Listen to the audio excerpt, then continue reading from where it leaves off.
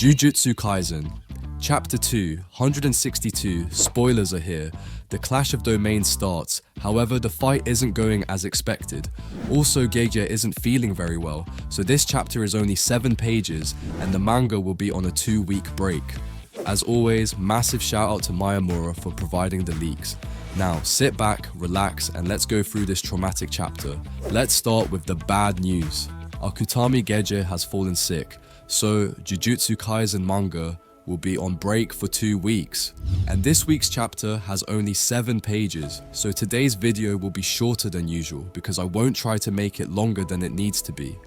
Also, the priority here is Gege's health. I'm happy that he was able to provide us with a short chapter, and I hope he gets well soon.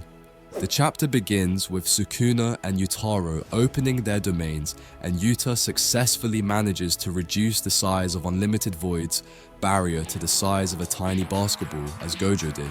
The narrator says, the solution Gojo created for Sukuna's open barrier domain is to make a small barrier domain which can withstand the effect of Malevolent Shrine for approximately 3 minutes, which is something that Gojo figured out at the end of the domain fight against Sukuna. Yuta is thinking to himself, taking Sukuna's fatigue into consideration, it's possible for me to withstand his domain for 3 minutes just like Gojo Sensei. The narrator says that Sukuna has reduced the effective curse technique range to just surround Yuta's barrier and eliminated Malevolent Shrine's 99-second time limit. This just shows how smart and adaptable Sukuna is. After all the damage he received, Sukuna can fight in a domain battle against Yuta, who is using Gojo's domain, one of the most broken domains in the series. On top of that, Sukuna made a genius move here. By reducing the range of Malevolent Shrine, he is now able to hold it without a time limit, making this clash of domains an endurance fight, which is something Gojo didn't have to deal with. Plus, depending on the nature of Kenjaku's technique, Yuta might not have a lot of time to waste. As explained in the previous chapter, Yuta may die after 5 minutes. Before the fight, Yuta swapped souls with Gojo to train and improve his barrier techniques, and I don't know how to feel about this. On one hand, in the previous chapter, Gojo told Yuta that he needed to focus more on the effective use of his cursed energy, and it was logical for them to soul swap so Gojo could train Yuta in a shorter time. However, this means that Gojo didn't prepare for his fight against Sukuna in the best way possible. He literally swapped souls with Yuta so he could train him.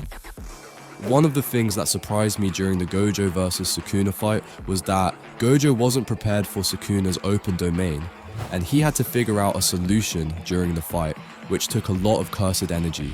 If Gojo was prepared for Sukuna's domain from the start, he would have won the fight. I mean, Yuji witnessed Sukuna's domain multiple times, so why he didn't tell Gojo? And I understand that Sukuna is a huge threat, and you need to prepare everything to defeat him. But this makes it even more important to let Gojo focus and properly prepare for the fight, instead of training his students, because Gojo has the best chance to defeat Sukuna. Anyways, back to the fight. Yuta says, under 3 minutes I'll damage Sukuna enough to where he can't maintain Malevolent Shrine. And Sukuna says, I'll destroy Infinite Void in under 3 minutes and expand my domain to finally kill everyone. Yuta tries to pull Sukuna using blue, but Sukuna suddenly reduces the distance. Sukuna wraps his amputated arms to hold Yuta and lands a punch on his face.